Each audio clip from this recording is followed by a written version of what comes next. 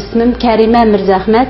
Ben Gollandiyada yaşayman. Biz 6 qarindosh, bir qarindoshim Avstraliyada yaşaydi. Mening inim Ümit Mirzahmet 1992-yili 10 ayning 22 kuni tug'ilgan.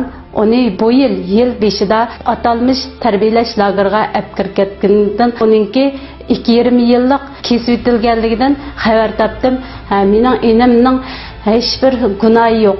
Tag'am Rahmanjon Osman, o'g'li Baxtiyor Rahmanjon, kichik o'g'li Tayir Rahmanjon, bularning atalmış tarbiyalash jazo lageridan xabar topdim.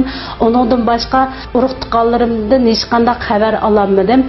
Men Xitoy hukumatininki qarindoshimni tezdan qo'yib etishni, onundan boshqa urug' tuqqanlarimni tezdan qo'yib berishni so'rayman.